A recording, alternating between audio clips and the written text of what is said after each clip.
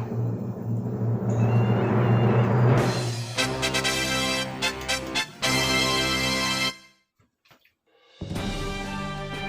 jumpa lagi dengan channel Bang Komis Berbagi edisi Selasa 28 Juli 2020 dari Studio Krakatau Layar Sajagat. Ini bagian yang kedua ini masih tetap dengan acara dialog khusus anggota DPR RI dari fraksi Demokrat, Dapil, Pandeglang, dan Lebak. Rizky Aulia Rahman Nata Kusuma. Ikuti terus bersama channel Bang Komis Berbagi dari Studio Radio Krakatau Layar Sajagat.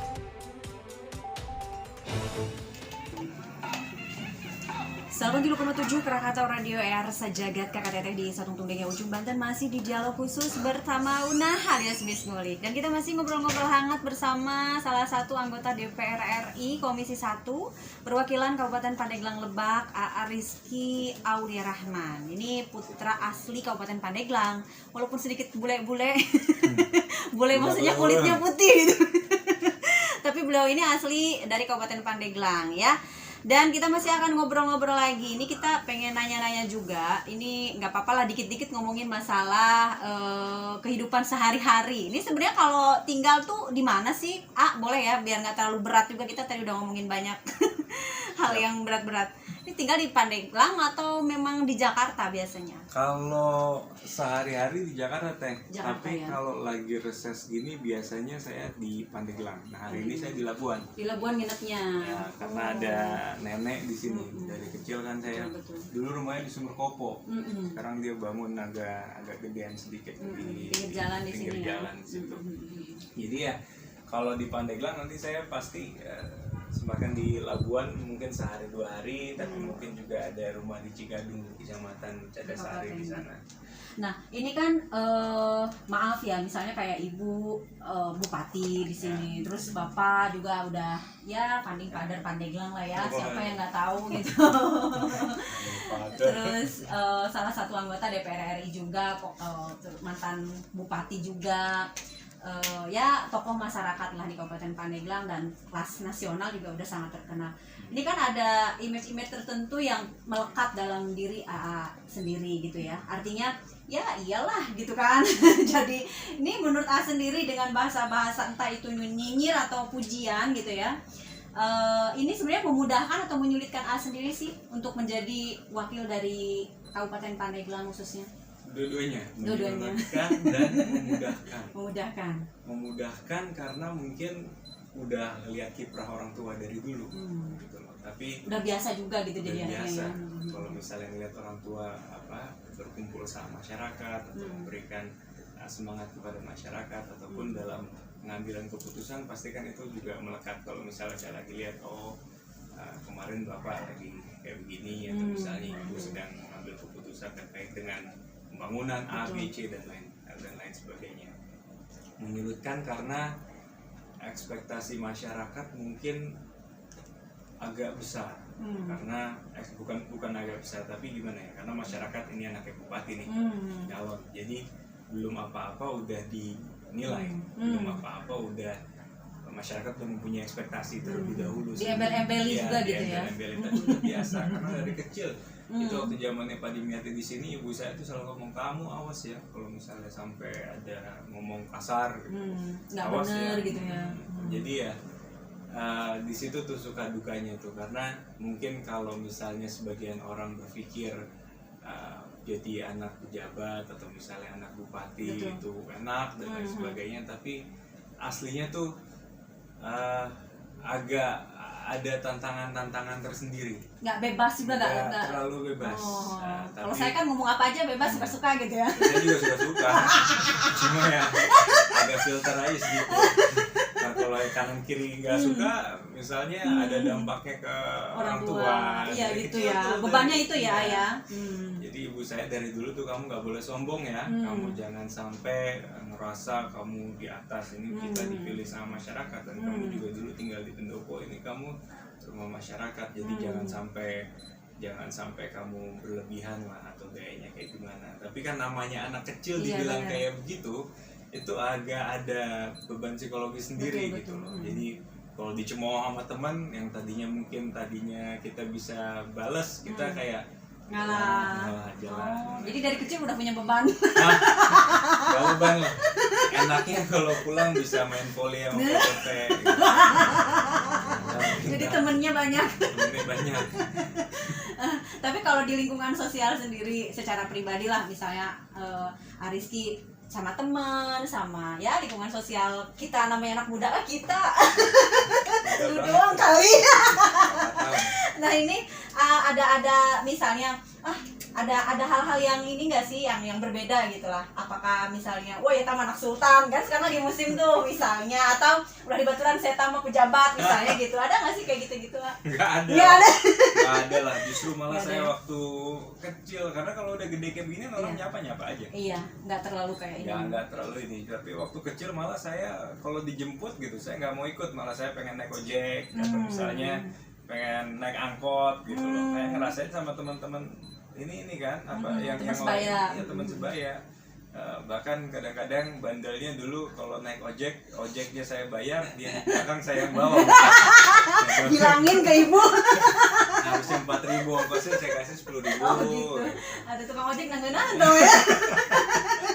Itu kemarin ke SD 4 masih ada tuh tukang ojeknya sebagian. Masih ingat Oh ya? iya, sama apa profesinya. Profesinya. Ya masih ngojek sampai sekarang. Tapi ya balik lagi ke yang tadi ya, kita nggak usah inilah. Tadi kan saya juga udah bilang ke Teteh, waduh kalau apa profesi apapun, baik itu di radio atau di apa sumber informasi masyarakat, baik itu saya di apa apa ya menjadi DPRRI gitu ya, perwakilan. dewan ataupun perwakilan dari masyarakat, baik itu sebagai apapun, pasti kan ada prinsip tertentu yang kita pegang. Betul. Di profesi apapun, profesionalisme, integritas, omongan yang harus bisa dipegang dan lain sebagainya. Betul. Itu dimanapun, kerja apapun pasti saya pegang, baik sebagai anggota DPR RI, baik sebagai murid, baik sebagai anak, baik sebagai pengalaman saya sebelum masuk ke politik dan lain sebagainya, pasti itu udah saya terapkan. Jadi nggak ada yang berubah dari saya, apalagi setelah menjadi anggota DPR RI. Kita jadi anggota DPR RI bukan berarti kita ada di atasnya masyarakat, justru gara-gara masyarakat kita bisa mengabdi, jadi pelayan masyarakat ya. bisa dikasih kesempatan oleh masyarakat untuk mengabdi dan menyuarakan apa yang menjadi aspirasi masyarakat itu sendiri. Ya pasti malah harus bisa lebih membumi dan harus bisa lebih bergaul dengan masyarakat itu lebih luas dan lebih sering lagi. Betul. Nah ini basic pendidikan kan ekonomi, terus di luar gitu ya, sepertinya jauh gitu dari hal-hal yang berbau politik. Itu cita-cita apa kebetulan kejebrus atau gimana itu? Aslinya saya dulu anti banget sama politik ya. Ngelihat orang tua terus sering dicibir. Terus kalau dicibir kan nggak mungkin kita bisa lawan dengan keras, karena kasar. itu udah menjadi konsekuensi dari pekerjaan itu Pejabat sendiri. Mau ngapain lah, apalagi dulu waktu bapak dan ibu di DPR, saya SMA kan anggota DPR tuh banyak banget stigmanya kan. Betul. Tukang tidur lah, apalah. Tapi saya jujur ya, demi Allah ini Belum selama pernah di DPR belum pernah tidur dan belum ada yang ngelihat yang tidur gitu loh. Selama sidang gitu, Selama paripurna. sidang malah pasti apalagi kalau di komisi mereka malah berdebat dan lain sebagainya, nggak ada yang tidur. Mungkin ternyata. eranya beda kali. Kalau dulu kan memang banyak video-video yang beredar lagi tidur, bahkan lagi nonton sesuatu yang nggak layak gitu ya. Tapi Sekarang beneran prinsip- nggak ada ya. Alhamdulillah. Tapi prinsip saya, kita nggak boleh dengan kesalahan kecil menjudge ataupun menilai ataupun menghakimi bahwa ini adalah representasi secara keseluruhan. Kalau misalnya ada penyiar radio yang agak bandel-bandel juga bukan berarti radio Krakatau dan radio yang lainnya juga dicap sebagai itu kan. Apalagi dengan politik itu sendiri, kita nggak bisa menilai politik dengan beberapa oknum ataupun politisi-politisi yang tidak memberikan contoh baik kepada masyarakatnya gitu. Alhamdulillah selama saya bekerja di DPR RI ya belum ada sih ketemu sama orang-orang ataupun senior malah terus mengayomi dan membantu kita, membimbing begini loh. Kamu kalau misalnya ingin menyuarakan hal tertentu, misalnya terkait dengan infrastruktur digital, kamu larinya ke sini. Nanti kamu dorongnya itu Jadi justru jadi bimbing gitu loh. dibimbing. Ini nilai plusnya saya sebagai perwakilan dari generasi muda belajar kepada yang lebih senior. Nah, kita yang muda harus tahu kapan bicara, tapi harus tahu juga kapan dengar gitu loh. Nggak boleh gara-gara tahu ilmu sedikit ngerasa pintar, gitu ya. songong gitu loh. Itu malah nggak kemana-mana. Apalagi di profesi di dalam dunia politik, karena di politik kita harus rembukan, harus bareng-bareng, nggak bisa gerak musyawarah sendiri. mufakat itu ya. Betul. Jadi ya ada pun nilai-nilai ataupun keterampilan atau skill yang saya dapat setelah masuk ke politik itu lebih kentalnya di rembukan dan bangun konsensus itu. Nah itu, jadi di komisi 1 yang paling muda. Di komisi 1 ada lagi yang lebih muda. Ada yang lebih muda. 2 tahun di bawah saya. Jadi saya 26 tahun ini, dia 24. Perempuan kan? Wah, perempuan. Udah mau nikah. Udah mau nikah. Kalau sendiri kapan mau nikah? Belum ada calonnya. Aduh, ini yang di rumah pada sorak-sorai bergembira. Enggak lah, malah mau nimpukin batu kayaknya denger jawabannya dari tadi. Aduh. Tapi ya enggak lah, kalau ibu kan pengennya cepet-cepet nimang cucu.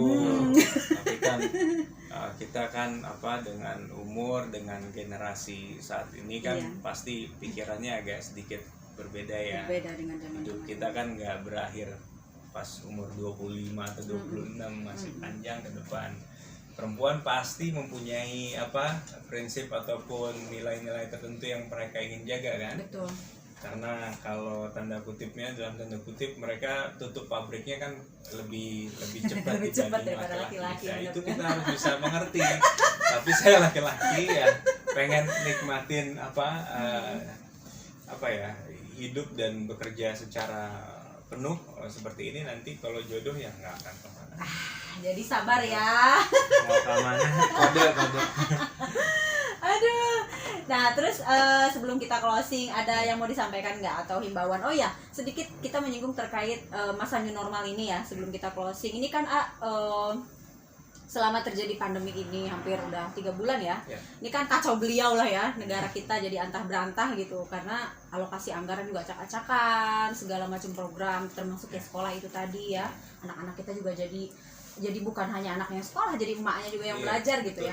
Nah ini di DPR RI sendiri kayak gimana kondisinya? Sama aja atau seperti apa? Sama, karena kehadiran dibatasi. Yang tadinya misalnya satu komisi, di komisi 1 ada 50 orang, atau di badan anggaran ada 100 orang, itu yang hadir mungkin 40% ya, atau 30% dari total kehadiran. Pakai protokol kesehatan juga ya pasti ya.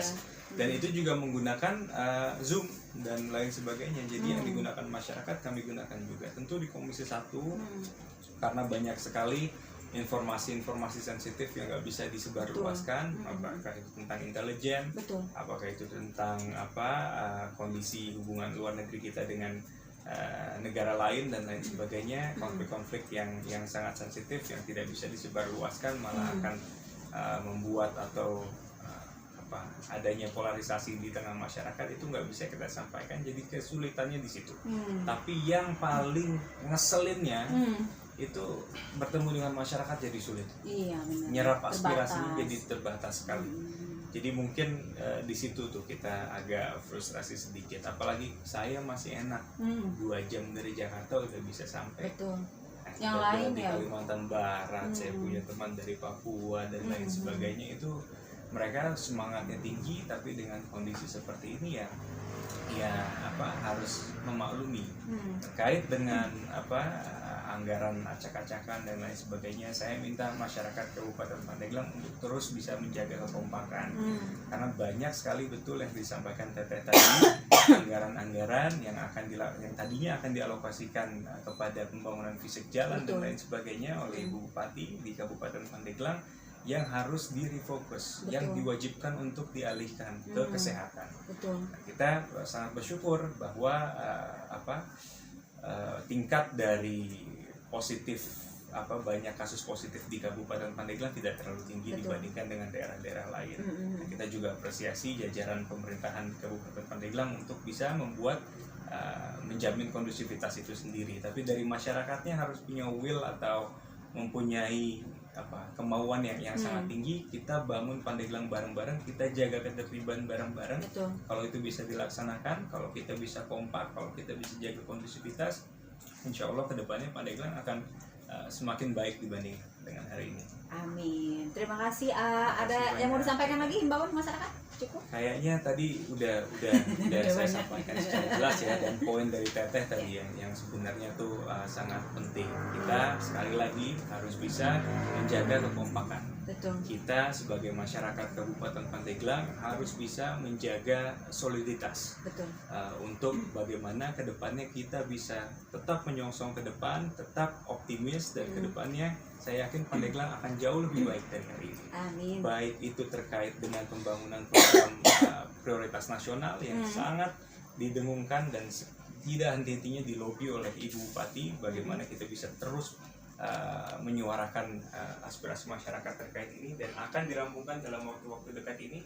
Apakah itu terkait dengan kebijakan dari pemerintah kabupaten sendiri, kedepannya Pandeglang akan jauh lebih baik dari hari ini. Saya optimis melihat kinerja dari pemerintah saat ini, melihat dengan arah pembangunan Kabupaten Pandeglang, melihat program strategis nasional dari pusat yang akan digelontorkan ke Kabupaten Pandeglang. Terima kasih sekali lagi kepada jajaran pemerintahan dan juga wakil kita yang telah duduk di DPR pusat, baik periode ini ataupun yang sebelumnya. Saya sangat optimis ke depannya kita bisa lebih baik dari hari ini. Yang penting jaga kekompakan. Oke, baik. Terima kasih sudah menyempatkan hadir dan ngobrol-ngobrol spesial di Krakatau Radio. Mudah-mudahan gak kapok dan sehat-sehat terus. Mudah-mudahan nanti next bisa datang lagi ke sini untuk berbagi cerita ya. Minimal kita juga tahu perkembangan di pusat itu seperti apa, progres pembangunan kita seperti apa saja program-program yang didorong oleh wakil-wakil rakyat kita di pusat untuk kepentingan daerah Kabupaten Pandeglang. Karena mungkin saja banyak yang sudah dilakukan, tapi karena tidak diekspos, jadi kita nggak tahu gitu ya. Tapi kan banyak diekspos juga nanti, wah ini orang narsis banget tuh. Jadi suka ragu juga tuh saya tuh.